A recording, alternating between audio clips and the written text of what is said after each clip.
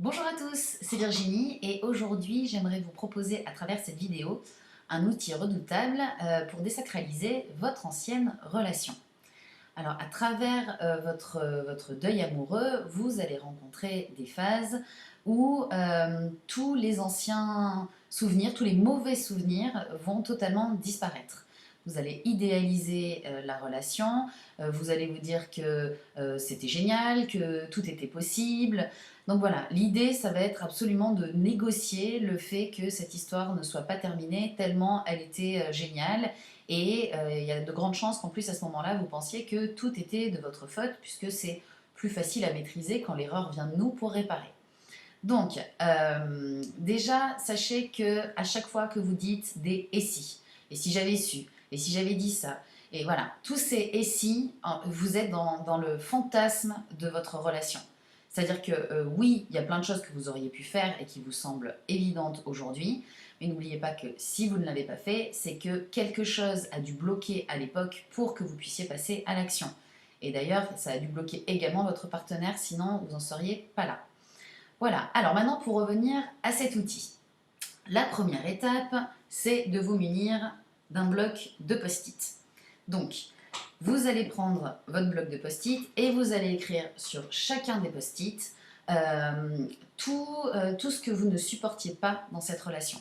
Donc voilà, tout ce qui vous faisait peur pour l'avenir, tout ce que vous ne supportiez pas, tous les manques que vous pouviez avoir, tous les défauts de votre ex. Alors, on est bien d'accord, l'idée n'est pas de diaboliser ni la relation ni votre ex, l'idée est de désacraliser. Donc, c'est de juste mettre noir sur blanc tout ce qui rend évident que cette relation n'était pas pour vous, n'était pas faite pour votre bien-être amoureux.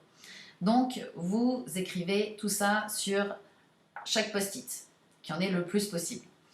La deuxième étape, ça va être de les coller partout chez vous. Alors, le but, c'est évidemment de les voir, donc on ne les met pas dans des endroits cachés, on évite les placards. Bon, moi, j'en avais un peu dans les placards de la cuisine, hein, mais voilà, l'idée, c'est vraiment de pouvoir les voir au maximum. Et tant que pour vous, ça n'est pas une évidence que vous n'en avez plus besoin et que vous pouvez les retirer, vous les laissez. À la limite, vous pouvez les retirer si jamais vous recevez des gens et que voilà, vous n'avez pas forcément envie d'expliquer votre démarche, mais sinon, vous les laissez au maximum.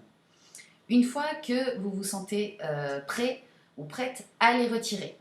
Alors, moi, je vous fais un petit partage. Au moment où j'ai retiré les post-it par rapport à ma précédente relation, j'avais une petite crainte de rechute. Donc, ce que j'ai fait, c'est que j'ai pris tous les post-it, j'ai pris une photo et je m'en suis gardé une photo.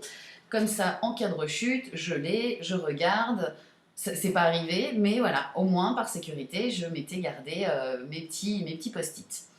Donc, on en était à la troisième étape. Donc, la troisième étape, vous allez retirer les post-it avec tout ce qui met en évidence le fait que cette relation n'était pas pour vous, et vous allez reprendre votre bloc de post-it. Et là, vous allez vous lâcher pour écrire toutes les qualités que vous reconnaissez, des compliments à votre égard, et vous y allez au maximum. Et l'idée, vous l'aurez compris, ça va être du coup de remplacer les anciens post-it par ces nouveaux. Et évidemment, ceux-là aussi, on les laisse le plus longtemps possible, autant qu'on en a besoin. Donc voilà, j'espère que cette vidéo vous aura été utile et je vous dis à très bientôt. Au revoir.